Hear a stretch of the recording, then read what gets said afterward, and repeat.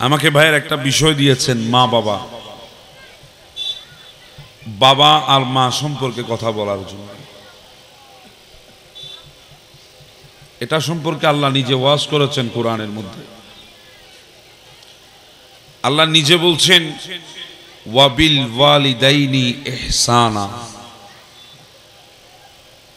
মা আর বাবা তাদের সাথে উত্তম আচরণ করো। উত্তম, সর্বশ্রেষ্ঠ, সর্ব উৎকৃষ্ট, সবচাইতে দামি যে শব্দগুলা দুনিয়ায় আছে ওই শব্দগুলা মা এবং বাবার সাথে ব্যবহার করো। কে বলতেছেন? আমি আপনাদেরকে টুন টান দিয়ে খুশি করতে পারবো না, আমার কাছে নাই, দিব কোত্থেকে? এভাবে কিছু কথা বলার চেষ্টা করবো, আপনারা শোনার চেষ্টা করবেন। আমার কথাগুলো কানে না আসলে আমি অনুরোধ করব দিলে বসানোর চেষ্টা করেন। দিলে যদি কথা বসে কথা উঠবে না, কান দিয়ে শুনলে কান দিয়ে কথা বের হয়ে যাবে। কথা আমি বোঝাতে পারছি আপনাদেরকে?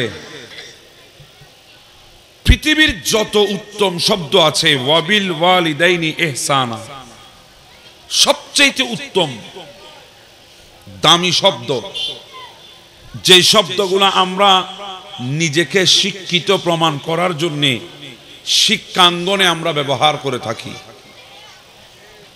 নিজেকে যোগ্য প্রমাণ করার জন্য সেমিনারে আমাদের মুখ থেকে শব্দ চয়ন করে থাকি, ওই শব্দগুলা আল্লাহ বলছেন মা এবং বাবার সাথে ব্যবহার করে। আমাদের অভ্যাস দেখেন, মালিক যেটা বলবে আমরা সেটার বিপরীত চলবো, এটাই তো আমাদের নিয়ত। কথা বলেন না? আমরা তো এটাই করছি। আল্লাহ আমাদেরকে একদিকে বলছেন, আমরা আরেকদিকে চলছি। অথচ নিয়ামত, রহমত, দয়া করছেন কে? সবচাইতে বেশি কথা শোনার দরকার ছিল কার? আল্লাহ। কিন্তু আমরা শুনছি না, আমরা নিজের মতো করে করছি, নিজের মতো। দেখবেন আমাদের দেশে অনেক ভাইরা যারা ভালো করে কথা বলতে পারে না, এরাও একটা পরিবেশে গেলে, বন্ধু বান্ধবের সাথে গেলে, একটা অনুষ্ঠান, একটা গ্যাদারিং এ গেলে দেখবেন তারাও কিছু কিছু শব্দ বের করার চেষ্টা করে, যাতে মানুষ তাকে শিক্ষিত বলে, মানুষ তাকে ভালো বলে, তার শব্দ শুনে মানুষ যাতে খুশি হয়। আমরা সবাই চেষ্টা করি, কিন্তু অথচ আল্লাহ বলছেন ওখানে না, ওয়াবিল ওয়ালিদাইনি ইহসানা, ওই শব্দগুলা মা এবং বাবার সাথে ব্যবহার করো। অথচ আমরা ব্যবহার করি কি? পৃথিবীর সবচেয়ে জঘন্যতম শব্দ, পৃথিবীর সবচেয়ে নিকৃষ্টতম শব্দ আমরা মা এবং বাবার সাথে ব্যবহার করছি। কথা বলেন ঠিক না? আমরা অনেক সময় নিজের প্রিয়তমার সাথে, স্ত্রীর সাথেও অনেক ভালো করে, নতুন নতুন বিয়ে হলে সাধু ভাষায় কথা বলতে চাই। কি রাগ হয়ে গেলেন আমার কথায়? অনেক সময় নতুন নতুন বিয়ে করলে আমরা বিবির সাথেও দেখা যায় সাধু ভাষায় আমরা কথা বলার চেষ্টা করি। কেন? কয়েকদিন বিবি আমাকে ভালো বলুক, ভালো জানুক, সেজন্য। অথচ নিজের মায়ের সাথে আল্লাহ বলছেন ওয়াবিল ওয়ালিদাইনি ইহসানা, উত্তম শব্দ ব্যবহার করবে, উত্তম ব্যবহার মা এবং বাবার সাথে করবে। আমরা কিন্তু সেখানে উত্তম ব্যবহার করি না, পৃথিবীর নিকৃষ্টতম জঘন্যতম ব্যবহার আমরা মা এবং বাবার সাথে করছি। অথচ পৃথিবীতে সবচাইতে বেশি কষ্ট আমাদের জন্য যারা করেছে তারা মা এবং বাবা। আপনি মনে করছেন আপনি মা বাবাকে রেখে এক পাশে আপনি দুনিয়া জয় করবেন? এটা আপনার দ্বারা হবে না। দুনিয়া এত সহজ নয় জয় করা। পৃথিবীতে দুনিয়া জয় করতে হলে আপনাকে দুইটা জিনিস লাগবে, একটা হচ্ছে আল্লাহর উপর তাওয়াক্কুল করতে হবে, আর একটা হচ্ছে জমিনে মা এবং বাবাকে সন্তুষ্ট রাখতে হবে। আপনি পৃথিবী জয় করতে পারবেন। আমি যদি আপনাদেরকে বলি ইমামে শাফি আলাইহি রাহমার কথা, ইমাম শাফি যিনি 150 হিজরিতে জন্মগ্রহণ করেছেন, যে 150 হিজরিতে ইমাম আজম আবু হানিফা দুনিয়া থেকে বিদায় নিয়েছেন, ওই 150 হিজরিতে ইমাম শাফি জন্ম নিয়েছেন। কত বড় ইমাম ছিলেন ইমাম শাফি, এত বড় আলেম ইমাম শাফি আলাইহির রহমাত। এই সফলতার পেছনে রহস্য কি জানেন?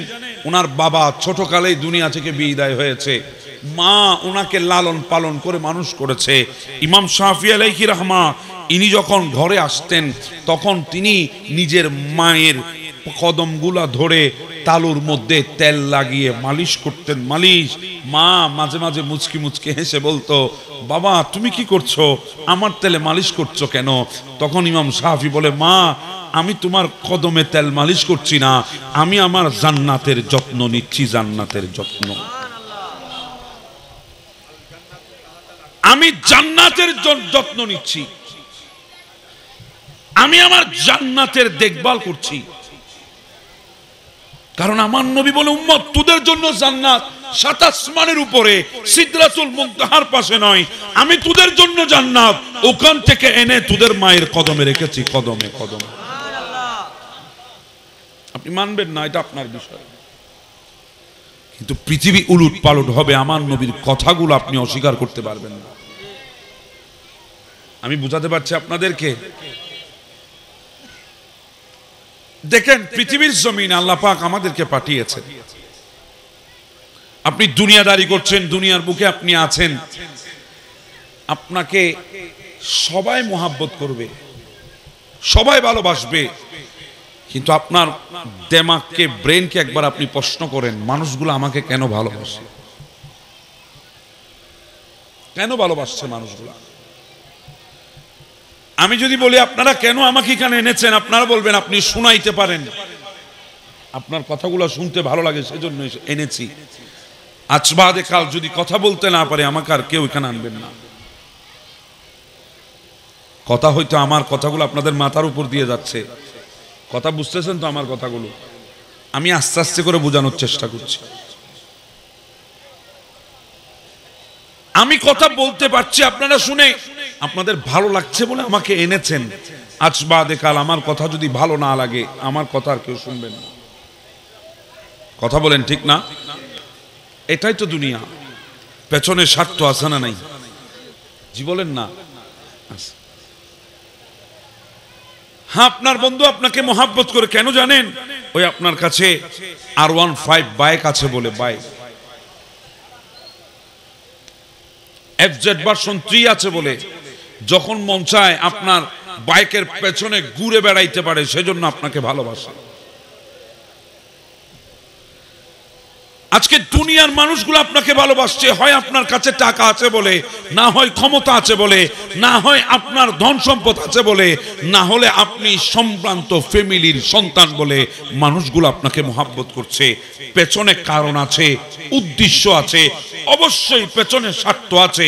কিন্তু আমি আপনাকে শোনাই, আপনি শুনেন, পৃথিবীতে দুইজন বান্দা আছে যাদের ভালোবাসার পেছনে কোনো স্বার্থ নাই, কোনো উদ্দেশ্য নাই।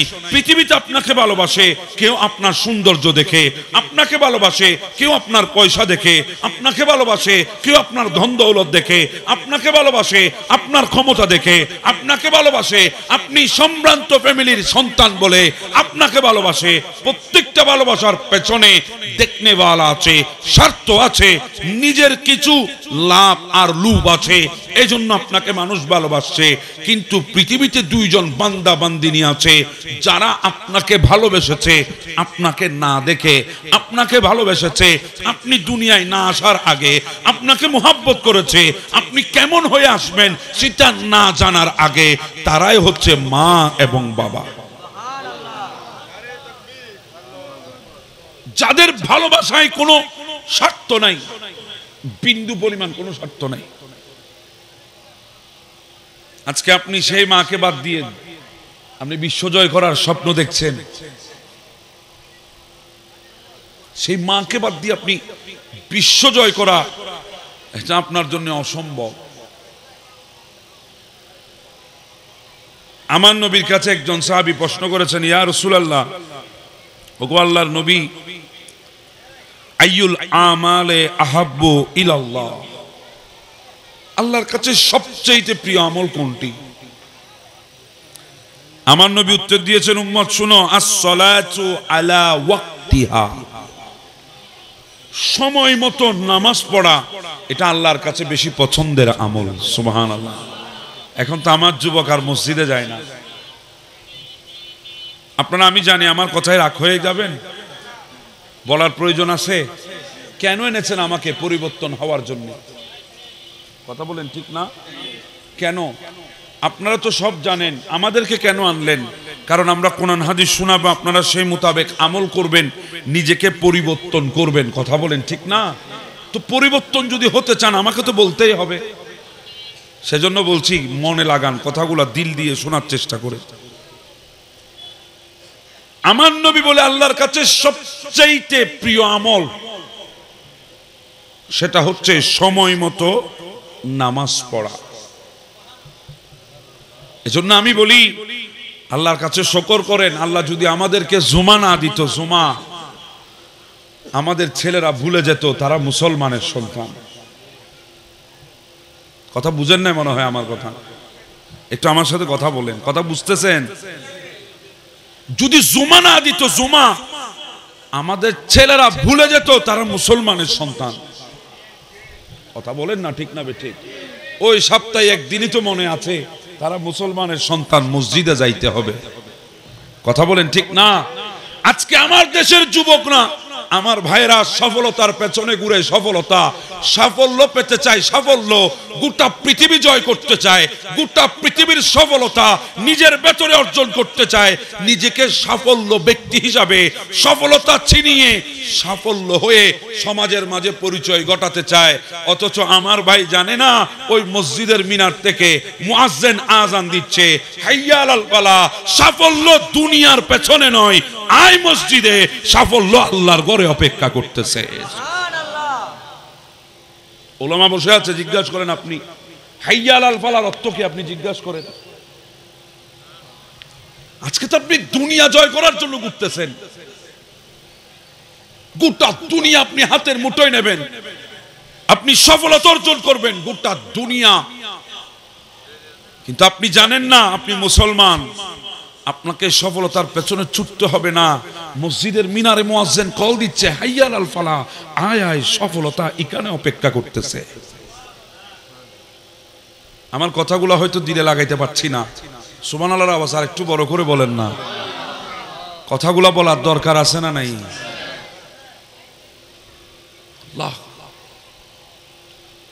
সফলতার পেছনে ছুটছি, অথচ দৈনিক 5 বার মুয়াজ্জিন আমাদেরকে ডাক দিচ্ছে, হাইয়া আলাল ফালাহ, আয়, সফলতা এখানে আছে, এখানে। সফলতা যেখানে পাওয়া যায় সেখানে আমরা যাই না। আমার দেশের যুবকরা আজকে সফলতার পেছনে ছুটতেছে। আমার নবী বলেছেন সবচেয়ে উত্তম আমল সেটা হচ্ছে ওয়াক্ত মোতাবেক নামাজ আদায় করা। এরপরে ওই সাহাবী জিজ্ঞাসা করছেন, ক্বালা সুম্মা আইয়ুন, ইয়া রাসূলুল্লাহ, এরপরে কোনটা, অতঃপর কোনটি? আমার নবী বলছেন, ক্বালা সুম্মা বিররুল ওয়ালিদাইন। সুবহানাল্লাহ।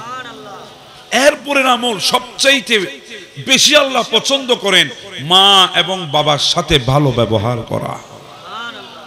সুবহানাল্লাহ বলবেন না? দেখবেন আল্লাহ আমাদেরকে বলেছেন মা বাবার সাথে ভালো ব্যবহার করার জন্য। আমরা মা বাবার সাথে ভালো ব্যবহার করি না। মানে আল্লাহ রাসূল যেটা বলেছেন আমরা সেটার বিপরীত গিয়ে আমরা নিজেকে শ্রেষ্ঠত্বর পরিচয় করাতে চাচ্ছি। তো আপনি আর আমি আল্লাহ রাসূলের কথার বাইরে যাব, ইজ্জত আমাদের জন্য অপেক্ষা করবে না। দুনিয়া ফুটবল বানিয়ে আমাদেরকে ফুটবল খেলতেছে। আল্লাহ রাসূলের কথার বাইরে গেছেন, গোটা দুনিয়া ফুটবল বানিয়ে ফুটবল খেলছে আমাদেরকে। অথচ আমাদের তারিখ, আমাদের জামানা এমন জামানা ছিল গোটা বিশ্ব আমাদের কদমের নিচে ছিল। কথা বলেন ঠিক না? আজকে হারিয়ে গেছে শুধুমাত্র আল্লাহ রাসূলের বিধানের বাইরে যাওয়ার কারণে। আজকে দেখবেন আমাদের মা বোন যাদেরকে আল্লাহ রাসূল বলেছেন স্বামীর সাথে ভালো ব্যবহার করার জন্য, আমাদের মা বোনদেরকে দেখবেন সবচেয়ে বেশি দুর্ব্যবহার স্বামীর সাথে করে। কথা বলেন ঠিক না? আমি যদি জিজ্ঞাসা করি, মা আপনার স্বামী বুঝি ফেরাউনের চাইতে বেশি নিকৃষ্ট হয়ে গেছে? ফেরাউন চিনেন তো? পৃথিবীতে ফেরাউন ছিল কি ছিল না? এখনো আছে না নাই? কার বিপরীত? মুসা কালিমুল্লাহর বিপরীত, যে নিজেকে আনা রব্বুকুমুল আলা বলেছে। সেই ফেরাউন যাকে আমরা সবচেয়ে নিকৃষ্ট মনে করছি, যে ফেরাউন যার নাম শুনে আমরা লানত দিচ্ছি প্রতিনিয়ত, সেই ফেরাউনের চাইতে কি আপনার স্বামী নিকৃষ্ট হয়ে গেছে? আপনি যে স্বামীর সাথে দুর্ব্যবহার করছেন, আর আপনি জানেন না ফেরাউনের মতো ব্যক্তির স্ত্রী ছিল আসিয়া। আসিয়া ফেরাউনকে স্বামী হিসাবে পাওয়ার পরেও স্বামীকে ছেড়ে যায় নাই, স্বামীর সাথে দুর্ব্যবহার করে নাই। আর আপনার স্বামী বুঝি ফেরাউনের চাইতে নিকৃষ্ট হয়ে গেছে, আজকে স্বামীর সাথে আপনাকে দুর্ব্যবহার করতে হচ্ছে। কথা আমি বুঝাতে পারছি আপনাদেরকে?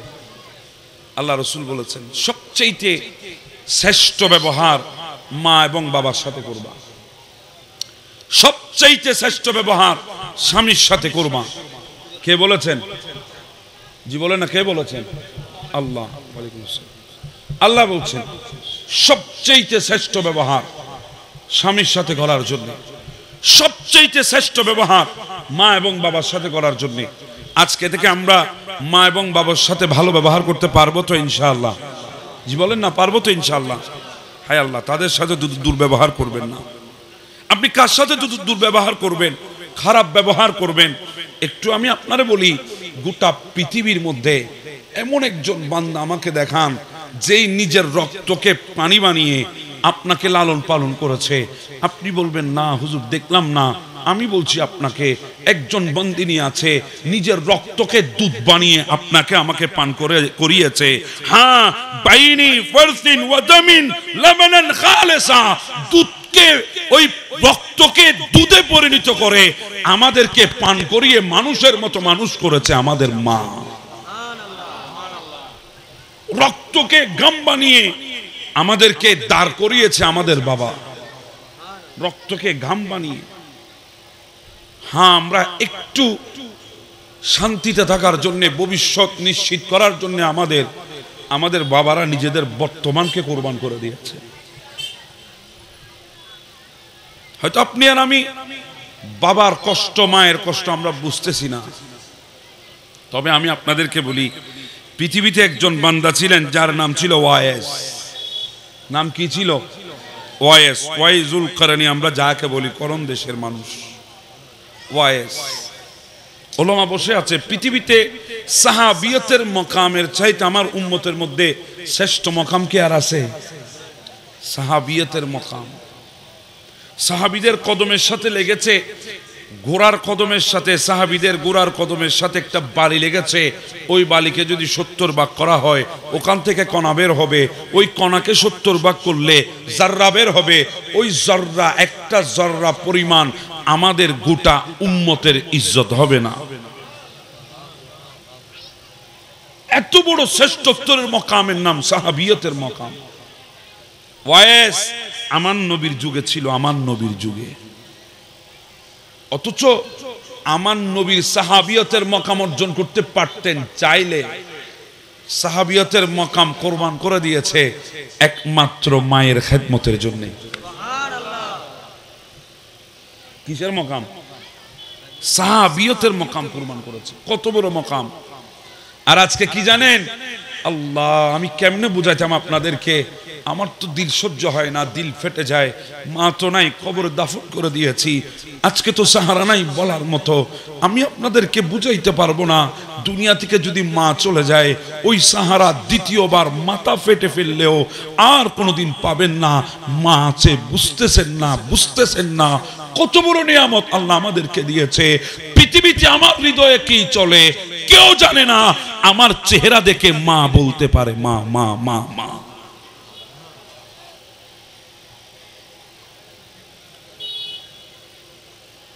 আমাদের দেশে অনেক মানুষ আছে মায়ের সাথে দুর্ব্যবহার করে মসজিদে যায়, আছে না নাই? আপনাদের এখানে না থাকতে পারে। আমি দেখেছি অনেক সন্তান মায়ের সাথে দুর্ব্যবহার করছে। অথচ হাজী সাহেব আল্লাহর ঘর যাচ্ছে হজ করার জন্য, অথচ নামাজি মসজিদে যাচ্ছে নামাজ পড়ার জন্য। আপনি আমারে বলেন, মায়ের মনে কষ্ট দিয়েছেন, মায়ের চোখ দিয়ে পানি এসেছে, আপনি কি আবার যায় নামাজে সিজদায় পড়ে আপনিও চোখের পানি ছেড়েছেন, আল্লাহর কাছে চাচ্ছেন, কোন পানিটা আল্লাহর দরবারে আগে পৌঁছিয়েছে একবার চিন্তা করেন। আপনি মাকে কষ্ট দিয়েছেন, মা কষ্ট পেয়ে চোখের পানি ছেড়েছে আপনার কষ্টে, আবার আপনি কি আপনার দিলের পেরেশানি দূর করার জন্য সিজদায় পড়ে চোখের পানি ছেড়েছেন। মালিক কোনটা কবুল করবে? আরে আপনার মতো হাজার সন্তানের চোখের পানি মালিকের কাছে কিছু আসে যায় না। মায়ের চোখের পানির দাম এত বেশি, দুনিয়া দিলেও শোধ করা যাবে না। আপনি কি মনে করেছেন? হযরতে হাসান বসরি আলাইহির রহমা তাওয়াফ করতেছে খানায়ে কাবা। এক বান্দা দেখে পিঠের মধ্যে একটা বোঝা নিয়েছে, বুজার উপরে আবার চাদরও লাগাইছে, তাওয়াফ করছে খানায়ে কাবা। তো আমরা জানি খানায়ে কাবা তাওয়াফ করার সময় মানুষের সাথে কিছু থাকলে সেগুলাও রেখে আসে, যাতে হালকা মেহসুস হয়, হালকা ভাবে আরাম করে যাতে একটু তাওয়াফ করতে হয়, যাতে তাওয়াফ করে আরাম পায়। কিন্তু ওই বান্দা দেখতেছে বিরাট এক গাঁটটি নিচে পিঠের উপরে, ওটার উপর চাদর দেওয়া, তাওয়াফ করতেছে। হাসান বসরি বলে, কিরে বাবা, এই যুবকের এই অবস্থা কেন?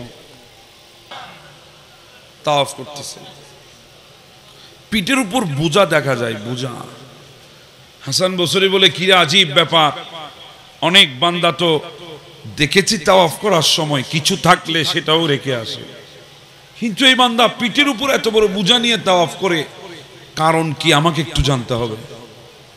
তাওয়াফ শেষ, হাসান বসরি ডাক দিয়ে বলে, বাবা এদিকে আসো। ওই যুবক হাসান বসরিকে চিনে, কারণ ওয়াক্তের বড় কুতুব ছিলেন, সুবহানাল্লাহ, জামানার বড় কুতুব ছিলেন। বলেন এই জামানায় গৌসুল আজম মেজবান্ডারিকে চিনে না এমন কোন পাগল আছে? কিন্তু জামানার কুতুব, কথা বলেন ঠিক না? হাসান বসরি সবাই চিনে। ওই বান্দা বলে, হুজুর আপনি? বলে হ্যাঁ। বেটা আমি তোমাকে একটা কথা জিজ্ঞাসা করতে চাই। বলে হুজুর বলেন। বলে আমি দেখেছি মানুষ শরীরে কিছু থাকলে সেটাও রেখে আসে, হালকা হয়ে খানায়ে কাবা তাওয়াফ করে, আর তুমি দেখছি পিঠের উপর বিরাট বোঝা নিয়ে তাওয়াফ করছো, কারণ কি? তখন ওই যুবক ডাক দিয়ে বলে, হুজুর এটা বোঝা না। কে? চাদরটা টান দিয়ে সরাই দিলেন, দেখছে একজন বৃদ্ধ মহিলা হাত পা নাড়াইতে পারে না, পিঠের উপর তাকে রশি দিয়ে বেঁধেছে, কাপড় দিয়ে বেঁধেছে, আর ওই যুবক এই মহিলাটাকে নিয়ে তাওয়াফ করছে। বলে বেটা এই মহিলাটাকে? বলে হুজুর এটা আমার গর্ভধারিণী মা। তোমার মা? বলে হ্যাঁ। হুজুর আমার মা হাঁটতে পারে না, চলতে পারে না, প্যারালাইজ হয়ে গেছে, বিছানা বন্দি। হুজুর মাকে জিজ্ঞাসা করেছিলাম, মা অনেক কষ্ট করে তো আমাকে লালন পালন করেছো, তোমার কোনো শেষ ইচ্ছা আছে কিনা আমারে বলো, আমি পূরণ করে দেব। বলে বেটা একটা ইচ্ছা আছে। বলে কি ইচ্ছা? বলে একবার খানায়ে কাবা তাওয়াফ করতাম।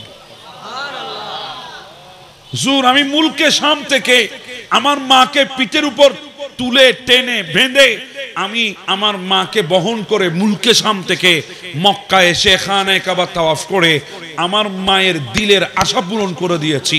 হুজুর এখন একটা কথা জিজ্ঞাসা করতে চাই, আমি আমার মাকে পিঠে করে মুলকে শাম থেকে মক্কায় এনে আমি তাওয়াফ করিয়ে মায়ের দিলের আশা পূরণ করেছি, আমি কি আমার মায়ের হক আদায় করতে পেরেছি? তখন হাসান বসরি ডাক দিয়া বলে, ও যুবক তুমি কিসের হকের কথা বলছো? মায়ের হক?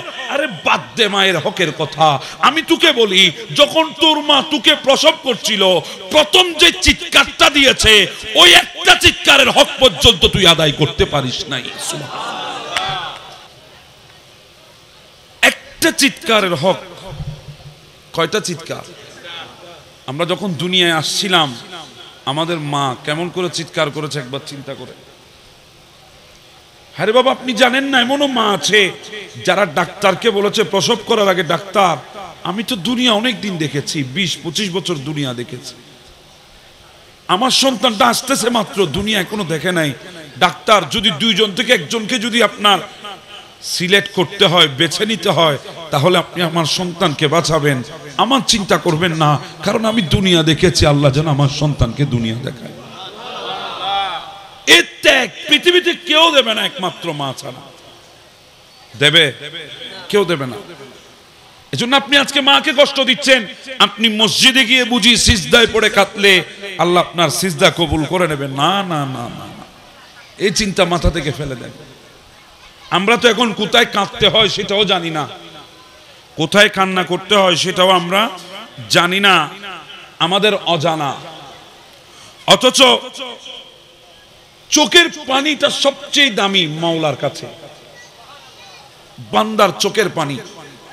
উলামা বসে আছেন, আপনি জিজ্ঞেস করেন জাহান্নামের আগুনের যে তাপ, যে হুলকি, এই তাপ হুলকিকে বন্ধ করার মতো পৃথিবীতে কোনো পানি আল্লাহ বানাই নাই।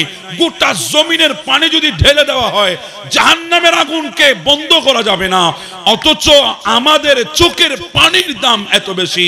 জাহান্নামের আগুন বন্ধ করার জন্য বান্দার হৃদয় থেকে মালিকের ভয়ে এক ফোঁটা চোখের পানি যদি ফেলে, ওই এক ফোঁটা চোখের পানি জাহান্নামের আগুন বন্ধ হয়ে যায়। দাম কদ্দুর বেশি। আমরা এখন কোথায় কাঁদতে হয় সেটাও জানি না। এখন আমাদের যুবক ভাইরা কাঁদে আরেকজনের প্রেম কাহিনী শুনে, প্রেম কাহিনী। বুঝতেছেন? হয়তো আপনারা রাগ করবেন। আমাদের বোনেরা কাঁদে সিরিয়াল দেখে দেখে, নাটক দেখে দেখে, সিনেমা দেখে দেখে চোখের পানি ফেলে। আমরা অথচ মুসলমান, আমরা জানি না কোথায় কাঁদতে হয়, এই চোখের পানি কোথায় ফেলতে হয় আমরা জানি না। মুমিনের এক একটা চোখের পানির মূল্য অনেক বেশি। আমি আপনাদেরকে 8টা জায়গায় বলে দিই, এই 8টা জায়গায় যদি কাঁদতে পারেন, আপনার এই চোখের পানির দাম বেড়ে যাবে। 8টা জায়গায় যদি আপনি কাঁদতে পারেন, আল্লাহর কাছে আপনার এই চোখের পানির দাম কোটি গুণ বেড়ে যাবে। 1 নাম্বার, কোরআন তেলাওয়াত শুনে যদি কেউ চোখের পানি ফেলতে পারে। কালামুল্লাহ, কালামুল্লাহ, আল্লাহর কালাম। হ্যাঁ, দুনিয়ার জমিনে পয়গম্বর ছিল মুসা কালিমুল্লাহ। এজন্য বলছিলাম শুরুতে, আসমানের লম্বা কদ্দুর, পাশ কদ্দুর যেমন নির্ণয় করা আমাদের পক্ষে সম্ভব না, আমাদের তকদিরের লম্বা কদ্দুর, পাশ কদ্দুর সেটাও নির্ণয় করতে পারবেন না। কেন? আমরা আখিরি নবীর উম্মত, আখিরি নবীর উম্মত। আল্লাহ এই উজুদ আমাদেরকে দান করেছেন, কেমন শ্রেষ্ঠত্বের মকাম দিয়েছেন। মুসা কালিম হয়ে আইডি কার্ড নিয়েছে, কিন্তু কথা বলার সিস্টেম ছিল, নির্ধারিত জায়গা ছিল, কথার শব্দগুলার গণনা ছিল, নির্দিষ্টতা ছিল, জায়গা নির্দিষ্ট ছিল, কথা নির্দিষ্ট ছিল, জায়গা নির্দিষ্ট, কথা নির্দিষ্ট, সময় নির্দিষ্ট। এরপরে মওলার সাথে কথা বলতে পারত, এরপরে উপাধি হয়েছে কালিমুল্লাহ। আর আমরা আখিরি নবীর উম্মত, আমাদের উজুদ দেখেন, যখন ইচ্ছা হবে কোরআনটা হাতে নিয়ে তেলাওয়াত শুরু করবেন, মওলার সাথে কথা হয়ে যাবে, কথা কথা কথা।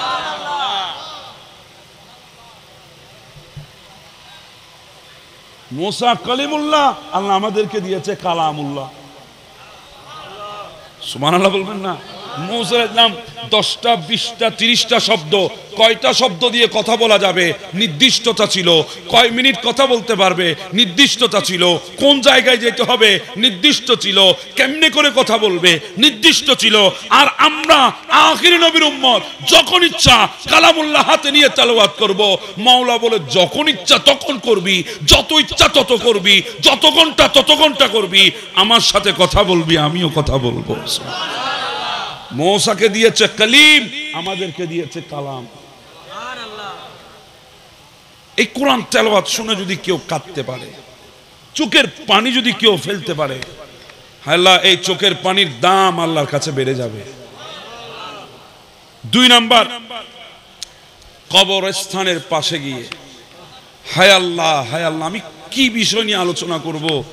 জমানা তো এমন এসেছে, আমার ভাইরা আজকে গোরস্থানে গিয়ে পর্যন্ত টিকটক করতেছে।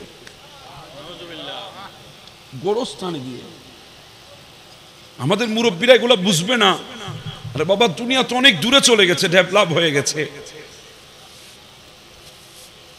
আপনারা তো এগুলো জানেন না, কিন্তু আজকে যে দুনিয়ায় এসেছে সেও আপনাদের থেকে ভালো জানে। কথা বলেন ঠিক না? আল্লাহ না দিলে সামনে যদি না ধরেন খাবেও না। কথা বলেন না, আমি কি ভুল বলছি নাকি? কি সবাই রাগ হয়ে গেলেন আমার সাথে? না দিলে না ধরলে চোখের সামনে খাবেও না, শর্ত জুড়ে দিয়েছে সব করব, এটা দিতে হবে। এবার চিন্তা করেন, ভয় করেন, জমানা কত কঠিন আসতেছে আমাদের জন্য। এই তো কিছুদিন আগে এক আলেমকে নিজের সন্তান খুন করেছে। আলেম, সাধারণ পাবলিক না, আলেম। যে সন্তান খুন করেছে ওনার বড় সন্তান, ওই সন্তানটাও মাদ্রাসার ছাত্র, সে নিজের বাবাকে খুন করেছে। একজন আলেম, মুহাক্কিক আলেম, মুহাদ্দিস, ওনাকে খুন করেছে নিজের মাদ্রাসা পড়ুয়া সন্তান, নিজের বড় সন্তান।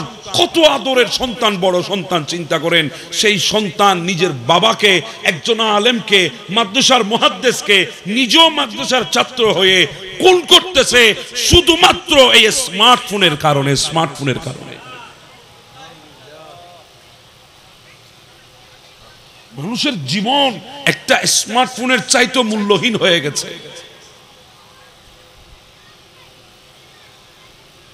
হ্যাঁ, আমি হয়তো কথাগুলো আপনাদেরকে বুঝাইতে পারছি না। মাঝে মাঝে হাত তুলি মৌলার দরবারে, মৌলা এমন কিছু দাও না আমারে, এমন কিছু লুৎফ দাও, এমন কিছু তাসির দাও জমানে, কথাগুলো তোমার বান্দাদের দিলে যদি বসাইতে পারতাম, এই সমাজ তো আজকে এত অধপতন হতে পারতো না।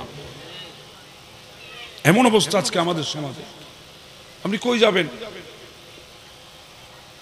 2 নাম্বার, গোরস্থানে গিয়ে আখিরাতের চিন্তায় বান্দা যখন চোখের পানি ফেলে, ওই চোখের পানির দাম আল্লাহর কাছে বেড়ে যায়। গোরস্থানে গিয়ে যখন আখিরাতের চিন্তায়, হায় আল্লাহ, হায় আল্লাহ, একবারও কেউ চিন্তা করেন নাই, গিয়েছেন, ফাতিহা পড়েছেন, ইখলাস পড়েছেন, বাস মুনাজাত দিয়ে চলে এসেছেন। যাইতে দেরি আসতে দেরি না। কয়জনে চিন্তা করেছেন যে মানুষটা শুয়ে আছে, হায় আল্লাহ, এমন মানুষ ছিল রাস্তা দিয়ে হাঁটতো, গোটা দুনিয়া কাঁপতো, দুনিয়া। এমন মানুষ ছিল যেই মানুষের মুখের শব্দ দুনিয়া স্তব্ধ হয়ে যেত, এত পাওয়ারফুল, কোটি টাকার মালিক, আজকে মাটির কবরে শুয়ে আছে। এই কথাটা কয়জনে চিন্তা করেছে? আমাকেও যেতে হবে ওই জায়গায়, আমাকেও নামিয়ে দেবে, আমার সবচেয়ে আপনরা নামাবে, আপনরা। ইনাকে আমি নামাবো না, ইনি আমাকে নামাবে না, ইনাকে ইনার সন্তান নামাবে, ইনার সন্তান, ইনার ভাই, সবচাইতে কাছের রক্তের রিশতা যার সাথে, সে নামিয়ে দেবে। সে আপনার জন্য বিন্দু পরিমাণ তার দিল কাঁপবে না, সে নামিয়ে দেবে। আপনি দুনিয়াতে অনেক কিছু মনে করতেছেন, দুনিয়াতে অনেক কিছু মনে করতেছেন না। দুনিয়া কদ্দুর জানেন? ওই আপনার ঘর থেকে গোরস্থান পর্যন্ত, এটার নাম দুনিয়া। এতটুক দুনিয়া। আপনি তো দুনিয়া বিশাল মনে করতেছেন, গোটা দেশ কাঁপিয়ে এসেছেন, বিদেশ কাঁপিয়ে এসেছেন, আপনি সব কাঁপাতে পারেন, কিন্তু মনে রাখবেন আপনার জায়গা ওই ঘর থেকে বের হয়ে ওই গোরস্থান পর্যন্ত। আমি তো বলি দুনিয়া 2 দিনের। আপনি আমাকে হাজারো যুক্তি দিতে পারেন, কিন্তু আমি আমার কথার মধ্যে আছি। দুনিয়া 2 দিনের। একদিন চলে গেছে, ওলামা এখানে বসা আছে, একদিন চলে গেছে, আরেক দিনের দিন আমি আছি। সামনের একটা সেকেন্ডের গ্যারান্টি কেউ দিতে পারবেন না। আমারে বলেন, আমি এখান থেকে নামবো, গ্যারান্টি আমি দিতে পারবো? জি, আপনারা দিতে পারবেন? প্যান্ডেলে বসেছেন, উঠবেন সেটার গ্যারান্টি দেন আমাকে। উঠবেন, বের হবেন, এগুলো অনেক দূরের কথা, উঠবেন এই গ্যারান্টিটা আপনি আমাকে দেন। পারবেন? আমরাই তো আবার বলি বাজারে কত ইলেকট্রিক জিনিস এসেছে, ইলেকট্রিক জিনিস, আমরা এগুলা দেখে দেখে বলি চায়না মাল, বেশি দিন টিকে না। কথা বলেন ঠিক না? রাগ হয়ে গেলেন আমার সাথে? চায়না মাল বেশি দিন, ওই পাকা এসেছে, আরো কি কি ইলেকট্রিক জিনিস বের হয়েছে না, চায়না জিনিস। আমরা হাসি, চায়না জিনিস কোনো গ্যারান্টি নেই, বেশি দিন টিকে না। আরে বাবা, যে চায়না জিনিসকে বেশি দিন টিকে না বলছেন, সেটাও কমসে কম 5 দিন, 6 দিন, 7 দিন, 8 দিন, 10 দিন টিকে। আপনি আর আমি চায়না মালের চাইতো খারাপ, আমাদের তো 1 সেকেন্ডের গ্যারান্টি নেই, 1টা সেকেন্ডের গ্যারান্টি আমাদের নেই। আপনি দুনিয়াদারি করতেছেন। আল্লাহ আমাদেরকে বোঝার তৌফিক দিয়ে দাও। 2 নম্বরে ওই বান্দা, যে বান্দা গোরস্থানে গিয়ে আখিরাতের কথা চিন্তা করে চোখের পানি ফেলবে, আল্লাহর দরবারে ওই চোখের পানির দাম বেড়ে যাবে। একটু জোরে বলবেন না সুবহানাল্লাহ। 3 নম্বর, সিজদার ভেতরে সিজদায় পড়ে আল্লাহর দরবারে যদি কেউ চোখের পানি ছাড়তে পারে, কোথায় পড়ে? সিজদায় পড়ে। সিজদায় পড়ে আল্লাহর দরবারে চোখের পানি ছেড়ে দিয়েছে, ওই চোখের পানির দাম আল্লাহর কাছে বেড়ে যাবে। এখন তো আমরা সিজদাও দেওয়ার সময় আমাদের নাই, আমাদের তো সিজদা দেওয়ার টাইমই নাই, দুনিয়া জয় করতে হবে আমার। 4 নাম্বার, আপনি অসুস্থ হয়ে গেছেন, রোগ সজ্জায় আছেন, অসুস্থ অবস্থায় যখন বিছানায় পড়ে আছেন, ওই বিছানায় পড়ে পড়ে যদি চোখের পানি ছেড়ে দিয়ে আল্লাহর কাছে সাহায্য চাইতে পারেন, ওই চোখের পানির দাম আল্লাহর কাছে বেড়ে গেছে। এখন তো আমরা বলি আমার ডাক্তারের কাছে লই যাই, ডাক্তার ওই ডাক্তার সেই ডাক্তার এই ডাক্তার সেই ডাক্তার, এদিকে দেখা ওইদিকে দেখা। আর এগুলা না, আপনি বসেছেন, মালিক তুমি দিয়েছো আমাকে এই পরীক্ষা, ইমতিহানে তুমি ফেলেছো, তোমার যেমন মর্জি হয়েছে তেমন করেছো, আমি সন্তুষ্ট আছি। মালিক রে, আমাকে বেশি দিন বিমারে রেখো না, কারণ এই বিমারের কারণে তোমার সিজদা থেকে আমি দূরে আছি, মালিক সহ্য হচ্ছে না, আমাকে রেখে দাও এই দুনিয়ার জমিনে তোমাকে সিজদা করার জন্যে, উঠার সুযোগ করে দাও তোমাকে সিজদা করার জন্য, আমাকে একবার সুযোগ দাও আবারও যাই নামাজে দাঁড়ানোর জন্য। এইভাবে যদি মালিককে বলে বলে চোখের পানি চাটতে পারেন, ওই চোখের পানির দাম মাওলার কাছে বেড়ে গেছে। 5 নাম্বার, তাহাজ্জুদের সময়। কিসের সময়? তাহাজ্জুদের সময় কেউ যদি চোখের পানি ফেলতে পারেন, তাহাজ্জুদ। এখন তো তাহাজ্জুদের সময় আমাদের ভাইয়েরা ওই মোবাইলের পর্দায় থাকে, ফজরের আজান দিলে মোবাইলের লাইট বন্ধ হয়, এরপরে নিজের লাইট বন্ধ হয়। কথা বলেন ঠিক না? আমরা এগুলা কিছু মনে করতেছি না, আমরা মনে করতেছি এটাই দুনিয়া। মুয়াজ্জিনের কাজ আজান দেওয়া, ইমামের কাজ নামাজ পড়ানো, আমার কাজ যত বদমাইশি আছে সব আমি করব। সে আপনি আমারে বলেন, আজকে যদি আপনাদের এলাকায় কোনো মসজিদের মুয়াজ্জিন যদি ঘোষণা দেয় আগামীকাল থেকে আমি আর আজান দেব না, মসজিদে আর নামাজ হবে না, দেখবেন মর্দে মুজাহিদ অনেকজন দাঁড়ায় গেছে, হ্যাঁ মুয়াজ্জিন সাহেবের এত সাহস, আমাদের মসজিদে আজান দেবে না, ইমাম সাহেবের এত সাহস, আমাদের মসজিদের নামাজ বন্ধ করে দেবে। আরে সভাপতি সাহেব, রাখেন ওই ইমাম আর মুয়াজ্জিনকে, এখনই বের করেন, দেখবেন ভেতরে নামাজের জন্য দরদ চলে আসবে। অথচ ওই বান্দার বুকে হাত দিয়ে বলতে বলেন 5 ওয়াক্তের মধ্যে কয় ওয়াক্ত নামাজ সে মসজিদে গিয়েছে? বলেন কয়জন আছে মসজিদে গিয়েছে? কিন্তু মুয়াজ্জিন যদি বলে ফজর আজান একখানা আধা ঘন্টা দেরিয়ে দিয়ে দেয়, আরে বাপ রে বাপ, আর ইমান ও চেতনা হারো। আর আমরা তো, আপনারা রাগ করবেন না বাবা আমার সাথে, আমরা তো এখন মসজিদের সভাপতি দিই, যিনি 5 ওয়াক্ত নামাজ মসজিদে এসে পড়ে এমন কে না, যিনি কারি কারি টাকা দিতে পারে, ওনাকে মসজিদের সভাপতি দিয়ে দিই। মসজিদের সভাপতি এখন হয় কারি কারি টাকা দেখে, কে মসজিদে 5 ওয়াক্ত এসেছে সেটা দেখে না। এমনও সভাপতি আছে বছরেও মসজিদে আসে নাই।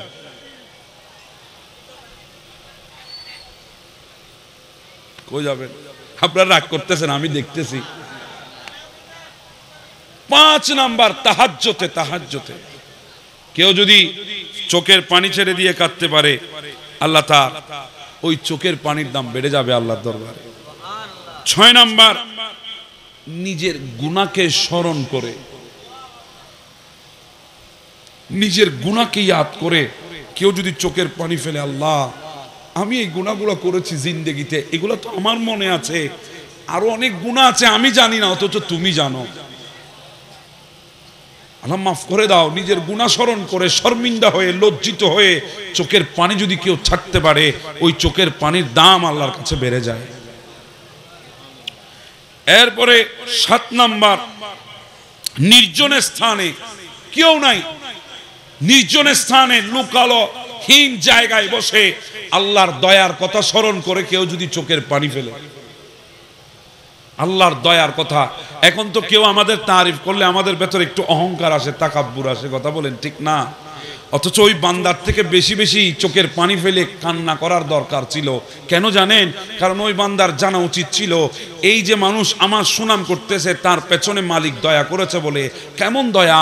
আমি যে গুনাহ করেছি এগুলা যদি মানুষ জানতো, প্রশংসা দূরের কথা, আমাকে কোনোদিন দেখতো না, কিন্তু আমার মালিক আমার গুনাহ সম্পর্কে জানার পরেও সত্তারিয়তের পর্দা দিয়ে আমার গুনাহগুলোকে গোপন করে আমাকে মানুষের সামনে ইজ্জত দিয়ে ইজ্জতদার বানিয়েছেন। সেই কথা স্মরণ করে কাঁদার উচিত ছিল। এখন তো ফহর চলে এসেছে। আরে বাবা, কথা বলেন ঠিক না? আপনারা বলতেছেন হুজুর এগুলা কি, এগুলা নিয়ে বলার জন্য আইছেন আমাদের এখানে? আমি বাবা এমনই, আমি আগেও বলেছি আমি পরিবর্তন চাই। আপনারাও চান তো? আল্লাহ আমাদেরকে পরিবর্তন হওয়ার তৌফিক দান করে দাও। আল্লাহ যদি চায় আমরাও পরিবর্তন হব। কথা বলেন ঠিক না? এরপরে আসেন 8 নাম্বার শেষ। কেউ জুলুম করেছে আপনাকে, আপনি জুলুম সহ্য করেছেন, জুলুম সহ্য করেছেন, এরপরে মালিকের দরবারে হাত তুলে চোখের পানি ছেড়ে দিয়েছেন। ওই চোখের পানি আল্লাহর কাছে দাম বেশি।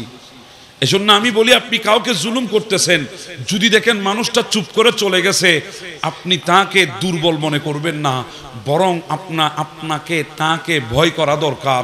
কারণ ওই মানুষ আপনার থেকে চলে গেছে মানে সে আপনার বিরুদ্ধে দাঁড়ায় নাই, এর অর্থ হচ্ছে সে প্রতিবাদ না করে একমাত্র বিচার কার্যে বিচার দায় করবে, আর ওই বিচারক হচ্ছেন লা ইলাহা ইল্লাল্লাহ। সেজন্য বলছি জুলুম করার চেষ্টা করবেন না। 2টা শব্দকে বেশি ভয় করবেন মানুষের, 2টা শব্দ। ওই শব্দগুলো এত লম্বাও না বাটিও না, সিম্পল একটা শব্দ, সেটা হচ্ছে উফ। কারো জবান থেকে যদি উফ বের হয় আপনার কারণে, ওই উফটাকে আপনি বেশি বেশি ভয় করবেন। কারো জবান থেকে যদি বের হয় আহ, ওই আহটাকে বেশি বেশি ভয় করবেন। কারণ এগুলা শব্দ ছোট, ওজন কিন্তু অনেক বেশি, এগুলোর ওজন অনেক বেশি। এগুলো সহজে মানুষের জবান দিয়ে আসে না। যখন আপনার কষ্ট, আপনার জুলুম হৃদয় পর্যন্ত ছুঁয়ে গেছে, তখন ওই মানুষের মুখ দিয়ে উফ শব্দ বের হয়, আহ শব্দ বের হয়। কথা আমি বুঝাতে পারছি আপনাদেরকে? এজন্য চোখের পানি ছেড়ে ছেড়ে কাঁদবেন এই 8 জায়গায়। আল্লাহ চোখের পানির দাম বাড়াবেন। কেমন দাম জানেন? একটু করে আমি বলি। কিয়ামতের ময়দানে অনেক মানুষ থাকবে, অনেক জাহান্নামীকে আল্লাহ জাহান্নামে দেবে। জাহান্নামে দেওয়ার পরে নবীরা সুপারিশ করে ওখান থেকে বের করে আনবে। সুবহানাল্লাহ। নবীরা কি করবেন? সুপারিশ করবেন, ওখান থেকে বের করে আনবে। উলামা সুপারিশ করবে, ওই জাহান্নামীকে বের করে জান্নাত দেওয়া হবে। হুফাজ সুপারিশ করবে, ওদেরকে ওখান থেকে বের করে জান্নাতে দেওয়া হবে। মুত্তাকি বান্দারা সুপারিশ করবে, ওখান থেকে জাহান্নামীকে বের করে জান্নাতে দেওয়া হবে। আল্লাহর আউলিয়া ইকরামরা সুপারিশ করবে, ইনাদের সুপারিশের কারণে জাহান্নামীকে বের করে জান্নাতে দেওয়া হবে। আর কোনো সুপারিশকারী নাই, কিন্তু এখনো পর্যন্ত জাহান্নামের মধ্যে এক বান্দা রয়ে গেছে। ওই বান্দার দরবারে আমাদের চোখের যে পলক আছে, পলক, এই পলকের মধ্যে অনেকগুলা ভ্রু আছে। এই ভ্রুগুলার মধ্যে একটা ভ্রু আল্লাহর দরবারে ডাক দেবে, মালিক আমি তোমার অমুক বান্দার ভ্রু, তো তুমি কি বলতে চাও? বলে, মালিক আমি বলতে চাই তোমার এই বান্দা যে জাহান্নামে জ্বলতেছে, আমি যার পলকের ভ্রু ছিলাম, সে তোমার ভয়ে কান্না করেছে, তার চোখের পানি আমি পলক পর্যন্ত ছুঁয়েছে। আমি তোমার দরবারে সাক্ষী দিচ্ছি। আমার আল্লাহ সাথে সাথে বলবে, ও জিবরিল আমার ওই বান্দাকে বের করে জান্নাতে নিয়ে যা। জিবরিল বলবে, আল্লাহ শুধু এক ফোঁটা চোখের পানি, একটা ব্রুয়ের সাক্ষীর কারণে আপনি তাকে জান্নাতে দিচ্ছেন? বলে, হ্যাঁ হ্যাঁ বান্দা তো আমার, আমাকে ভয় করে হলেও এক ফোঁটা চোখের পানি ফেলেছে, আমি তাকে জাহান্নামে রাখবো না, তাকে জান্নাত দান করে দেব। একটা চোখের পানি, একটা চোখের পানির ফোঁটা দাম আছে না নাই? সেজন্য বলছি চোখের পানির ফোঁটাগুলো ফেলতে চিন্তা করে ফেলবেন, কোথায় ফেলতেছেন। বলছিলাম আপনি মাকে কষ্ট দিয়ে আপনি যদি মসল্লায় বসে চোখের পানি ছেড়ে দিয়ে যদি কাঁদেন, মাকে কষ্ট দিয়ে যদি আপনি কাঁদেন, ওদিকে মা কাঁদছে, সবার আগে আল্লাহর দরবারে কোন চোখের পানি যাবে? আপনার কি হাইসিয়ত, আপনার কি অবস্থা? জমানা তো এখনো সাক্ষী আছে। মুসা কালিমুল্লাহ জামানা ছিল, আল্লাহর পয়গম্বর মুসা কালিমুল্লাহ। উনি একদিন হাত তুলে বলে, মাওলা, জানতে ইচ্ছা হয় জান্নাতে আমার বন্ধু কে হবে, আমার সঙ্গী কে হবে, আমি তো জান্নাতে যাব, আমার পাশে কে থাকবে? আল্লাহ বলে, মুসা, ওই মিশরের বাজারের ওই কসাই জান্নাতে আপনার বন্ধু হবে। কে কে কসাই চিনেন তো? হ্যাঁ, আমি কসাই বলতে যারা পশু কেটে বিক্রি করে তাদেরকে বুঝাইতেছি। এখন তো কিছু কসাই আছে মানুষও, জি বলেন না। আমরা আজকে আল্লাহ আল্লাহ আল্লাহ, আমি জানি এই মানুষ খুন করা সবচাইতে বড় গুনাহ, এরপর আমি করতেছি। না জেনে করতেছে, না জেনে করতেছে, কথা বলেন ঠিক না?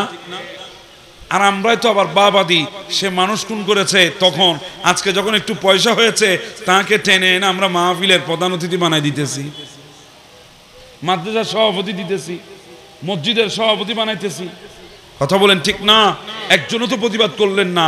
আরে বাবা, আপনি আবার সেই বান্দা, যে বান্দা কোনো মানুষ মদকে মসজিদে ঢুকতে চাইলে আপনি সবার আগে দাঁড়িয়ে যাবেন, ওই মদদিকে ঢুকতে দেবেন না কেন? সে হারাম খেয়ে আসছে, সেজন্য কবিরা গুনাহ করে এসেছে, সেজন্য তাকে মসজিদে ঢুকতে দিচ্ছেন না। অথচ মানুষ খুন করেছে, জুলুম করেছে, মানুষকে আঘাত করেছে, বাবার কলিজা থেকে সন্তানকে ছিনিয়ে নিয়েছে, ওই বান্দা যখন বুট পেয়ে নির্বাচিত হয়ে গেছে, তাকে আপনি আবার প্রধান অতিথি বানাই বসাইতেছেন। কি রাগ হয়ে গেলেন? হ্যাঁ, এটাই তো সত্য। আমাদের সমাজে চলতেছে কি চলতেছে না? ওই কসাই আপনার জান্নাতে বন্ধু। মুসা কলিমুল্লাহ বলে, আল্লাহ, আমি পয়গম্বর যেমন তেমন না, উলিল আজমের বড় বড় 5 জন নবীর একজন, বড় বড় 4 জন রসুলের একজন, বড় বড় 4টা কিতাবের একটা কিতাব আল্লাহ যাকে দান করেছেন। উনি কে? উনি মুসা কালিমুল্লাহ। উনি বলতেছেন, আল্লাহ, আমি এত বড় পয়গম্বর, হ্যাঁ, তুমি বুঝি আমারে জান্নাতে সঙ্গী দিবা এক কসাই রে? আল্লাহ, এমন কি আমল তার আছে? আল্লাহ বলে, সব আমি বলবো না, কিছু আপনি তালাশ করে বের করেন। সব আমি বলবো না, কিছু আপনি তালাশ করেন। একথা যখন বললেন, তিনি বের হলেন, ছদ্মবেশ ধরে বের হয়েছে। মুসা কালিমুল্লাহ বাজারে গেছে, ওই কসাইকে সারাদিন ফলো করতেছে। এমন কি আমলের কারণে আল্লাহ তারা আমার সঙ্গী বানাইল? ফলো করতেছে সারাদিন, দেখতেছে সে একটা পশু জবাই করেছে, ওখান থেকে কিছু ভালো মানের গোশত আলাদা করে রেখেছে, বাকি পশুটা বিক্রি করেছে। সন্ধ্যা নাগাদ ওই গোশতগুলা নিয়ে, ভালো যে গোশতগুলা প্রথমে আলাদা করেছে সেগুলা নিয়ে গড়ের দিকে রওনা হয়েছে। মুসা কালিমুল্লাহ বলে, বাহিরে তো এমন কিছু দেখি নাই যেই আমলের কারণে সে জান্নাতে যেতে পারবে, আমার সঙ্গী হবে, এমন কোনো আমল তো আমার চোখে পড়ে নাই। নিশ্চয় ঘরের ভেতরে আছে, আমাকে তার ঘরের ভেতরে ঢুকতে হবে। কিভাবে ঢুকবো? ছদ্মবেশ নিয়ে সামনে এসে দাঁড়ালো। ওই বান্দা সালাম দিলেন, মুসা কালিমুল্লাহ সালাম নিলেন, উনিও সালাম দিলেন, এই বান্দা সালাম নিল। এবার জিজ্ঞাসা করে, আপনি কে? বলে, আমি মুসাফের মানুষ, আমি আশ্রয়হীন, তোমার কাছে আজকের রাতটা আশ্রয় চাচ্ছি, আমাকে কি মেহমান হিসাবে কবুল করবা? ওই কসাই বলে, হ্যাঁ হ্যাঁ, অবশ্যই কবুল করব, আসেন আমার ঘরে চলেন, আপনাকে আমি মেহমান বানিয়ে আমার ঘরে নিয়ে যাব। এখন তো মেহমান আসলেও তো আমাদের চেহারা সুরুত আছে না নাই? মেহমানকে আমরা অভিশাপ মনে করি, অভিশাপ। বউয়ের বাপের বাড়ির হইলেও তো ঠিক আছে, জামাইয়ের বাপের বাড়ির হইলেও তো অবস্থা খারাপ। আমি কি ভুল বললাম?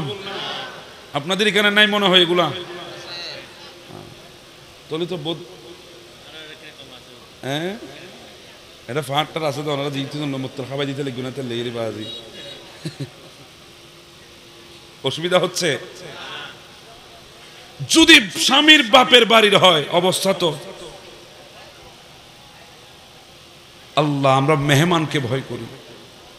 মেহমান আপনার রিজিক নেওয়ার জন্য আসে নাই, আপনার জন্য রিজিক নিয়ে এসেছে। কথা তো বলতে গেলে লম্বা হয়, জানি না আপনাদের ধৈর্য কতক্ষণ আছে। আমার নবীর দরবারে এশারের পরে একজন বান্দা এসেছে। বান্দা আমার নবী চেহারা দেখে বলে, কিরে খাইছস কিছু? আয় আল্লাহ আল্লাহ আল্লাহ আল্লাহ, একমাত্র মা বলতে পারবে আপনার চেহারা দেখে তুমি কিছু খেয়েছো কি খাও নাই। পৃথিবীতে আর কেউ বলতে পারবে না, আমার নবী বলতে পারবে। কেন জানেন? 70 জন মায়ের কলিজায় একজন সন্তানের জন্য যে মহব্বত, আমার নবীর একার কলিজায় 70 জন মা বরাবর মহব্বত হচ্ছে একজন উম্মতের জন্য।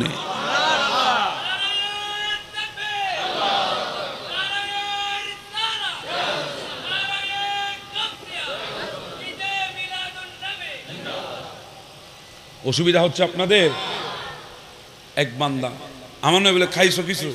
চেহারা দেখে বলতে পারে খাই নাই। হায় আল্লাহ, কেমন উম্মত ওয়ালা নবী! চেহারা দেখে বলতে পেরেছে, অন্তরে পেরেশানি কি? বলে, না ইয়া রাসূলুল্লাহ, কিছুই জুটে নাই। আমার নবী বলে, সাহাবী পাঠালেন, সাহাবী যাও গিয়ে দেখো ঘরে কিছু আসেনি, দেখো। সাহাবী আমার নবীর তো 9 জন বিবি, সবার ঘরে ঘরে গিয়েছে। হায় আল্লাহ, কেমন নবী আল্লাহ আমাদেরকে দিয়েছেন! দো জাহানের বাদশা নবী, ঘরে কোন বিবির ঘরে কোনো খাবার নাই।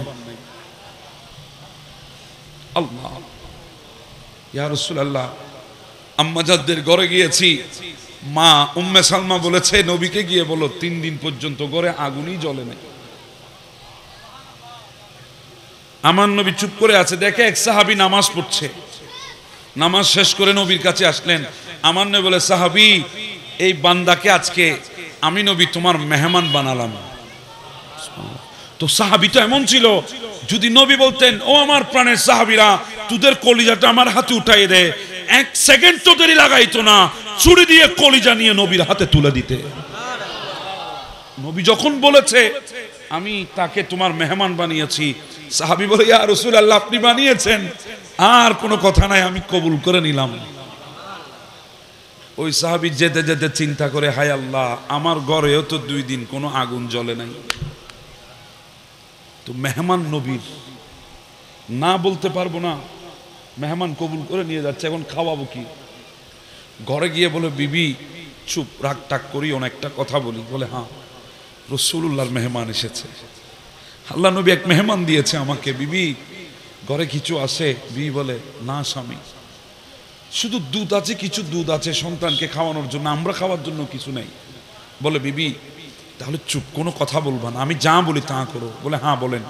সন্তানদেরকে ঘুম পাড়াই দাও, তারা ঘুমায় গেলে খিদার কথা আর তাদের মনে থাকবে না, আমাদের খাবার দরকার নাই, ওই দুধগুলা আমার নবীর মেহমানকে মেহমানদারি করো। বিবি আমি যা বলি তা করবা? বলে, হ্যাঁ। মেহমানকে সামনে রুমে বসালেন, চেরাগ বাতি জ্বালিয়ে দিয়েছেন, জ্বালিয়ে দিয়ে সামনে দুধ নিয়ে মেহমানদারি করছেন। আপনি নবীর মেহমান, নেন, আপনার কাছে দুধ আছে, আমি আপনাকে মেহমানদারি করছি। তো উনি বলছেন, আপনি সহ বসেন না। বলে, না, আমার বিবিও খায় নাই, আমরা একসাথে ভেতরে খাবো। এই কথা বলে মেহমানকে সামনে বসিয়ে ওই বান্দা ভেতরে গিয়ে ভেতরের লাইট বন্ধ করে দিয়ে বিবিকে বলে, বিবি আমরা যদি কোনো আওয়াজ না করি মেহমান মনে করবে আমরা না খেয়ে তাকে খাইতে দিছি, তখন সে খাবে না, চলো আমরা একটু অভিনয় করব। কিভাবে? মুখ নাড়বো। আর জোরে বলেন না সুবহানাল্লাহ।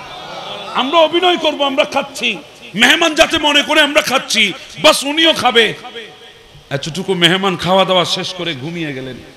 ফজরের ওয়াক্তে মেহমানকে নিয়ে আমার নবীর দরবারে হাজির। আমার নবী মুস্কি মুস্কি হাসতেছে। সাহাবী বলে, ইয়া রাসূলুল্লাহ, আপনার চেহারার মধ্যে হাসি কেন? আমার নবী বলে, ও আমার সাহাবী, গতকাল রাতে যেই অভিনয় করেছো আমার আল্লাহর কাছেও পছন্দ হয়েছে, আমার কাছেও পছন্দ হয়েছে।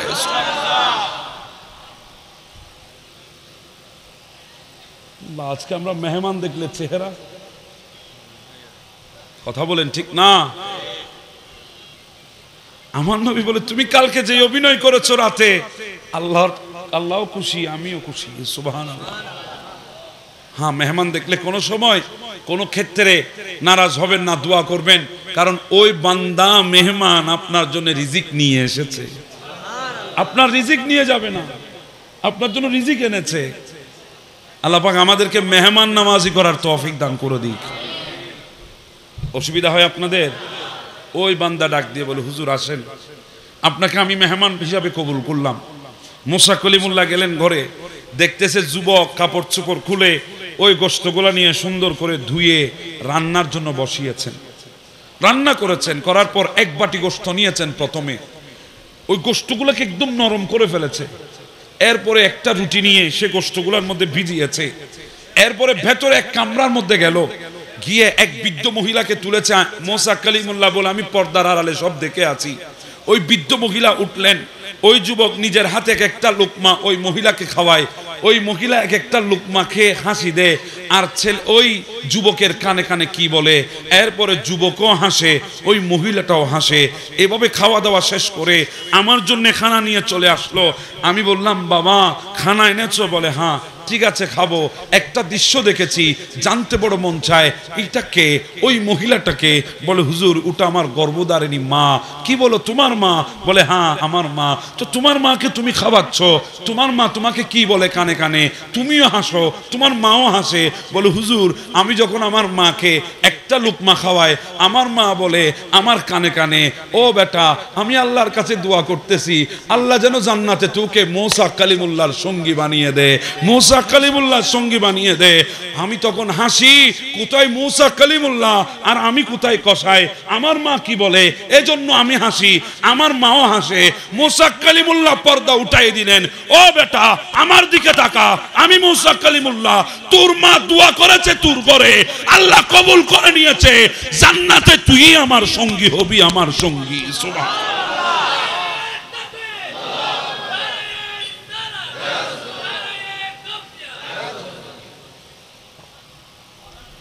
বুলেটের মতো কবুল। কিসের মতো? কোনো মিস নাই।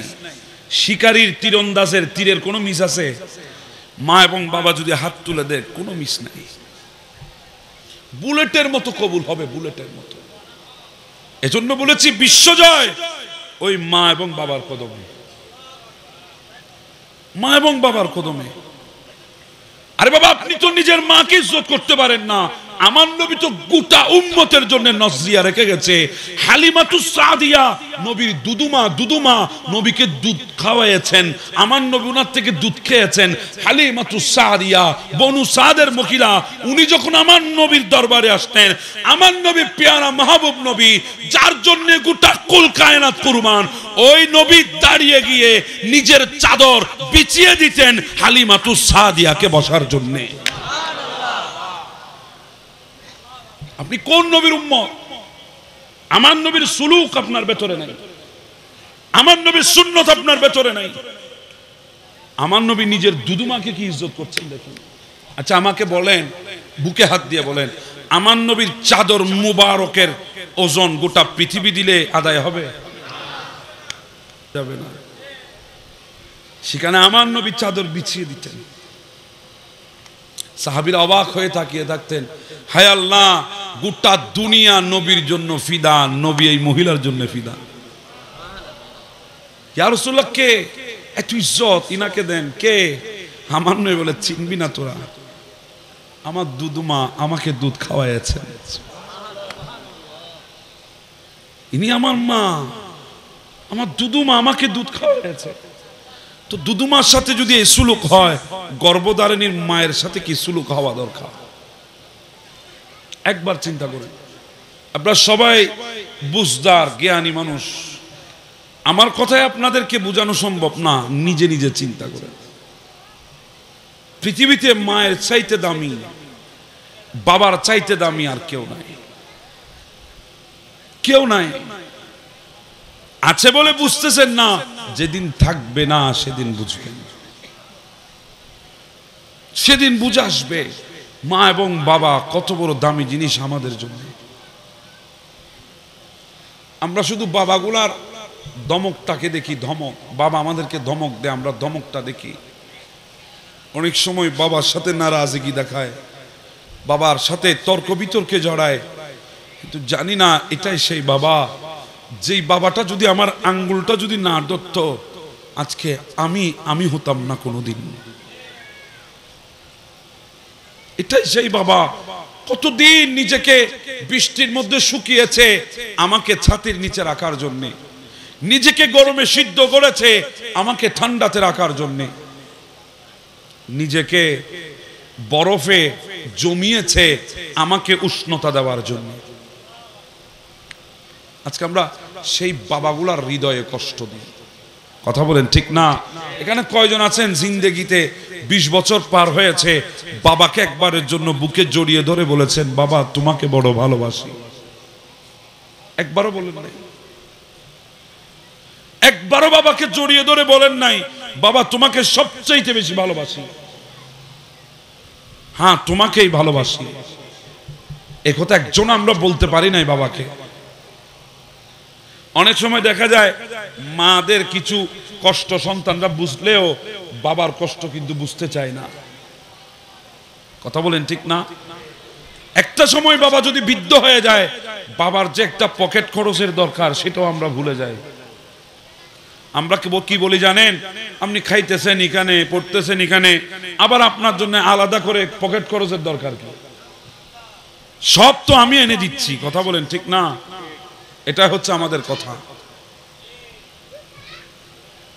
অথচ আপনি আর আমি যখন বাবার কাছে চাইতাম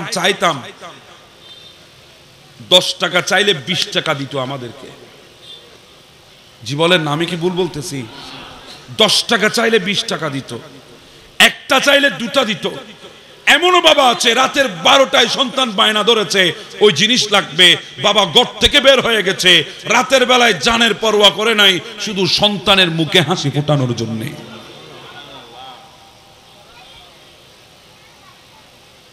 এ হচ্ছে আমাদের অবস্থা। এত কষ্ট বাবা আমাদের জন্য করেছেন। কই আমরা তো কোনোদিন বললাম না বাবা কয় টাকা লাগবে, যদি বলে 500, বলি নাই বাবা তুমি তো আমাকে 1 চাইলে 2 দিয়েছো, 10 চাইলে 20 দিয়েছো, 100 চাইলে 200 দিয়েছো। আজকে আমি তোমার ছেলে, বড় হয়েছি, তুমি আজকে আমার কাছে, ও বাবা তুমি 500 চেয়েছো, আমি 1000 দেব তোমাকে, 1000, এরপরও তো ঋণ শোধ করতে পারবো না। এই কথা তো একবারও বলি নাই, একবারের জন্য বলি নাই, একটা সেকেন্ডের জন্য অনুধাবন করি নাই। কি রাগ হয়ে গেলেন আপনারা? এটাই তো বাস্তবতা আমাদের সমাজে চলতেছে, এটাই তো বর্তমানে আমাদের সমাজে বিদ্যমান। আপনি দেখবেন পৃথিবীতে একটা মানুষ, যে মানুষ কোনোদিন নাই শব্দ মুখ দিয়ে বের করে নাই, যেটা জিজ্ঞাসা করেছেন আমার লাগবে না, আমার সব আছে, শুধু এই কথার উপর থেকে গেছে, উনি বাবা। আপনি যদি বলেন এটা লাগবে, না বাবা আমার আছে, তোর জন্য নে। বাবা এটা লাগবে, না বাবা আমার আছে, আমার নাতিদের জন্য নে।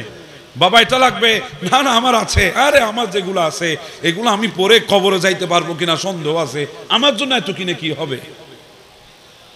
জি বলেন না? ঠিক না ঠিক? ওই একটা জুবান, সেটা বাবার জুবান থেকে বের হয়, আর কারো জুবান থেকে বের হয় না।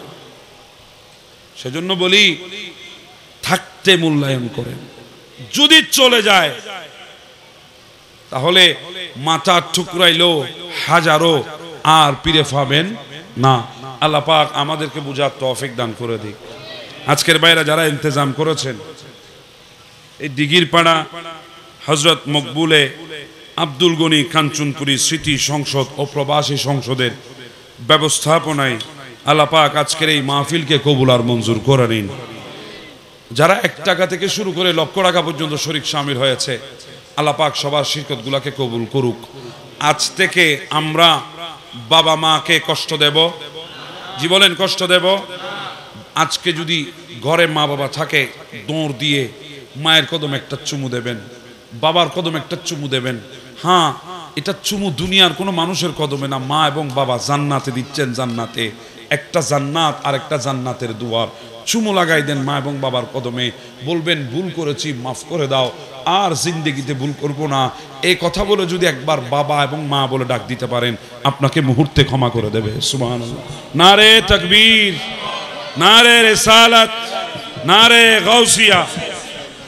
মা বাবার অন্তরে কষ্ট দিয়ে থাকলে আজকেই ক্ষমা চেয়ে নেবেন।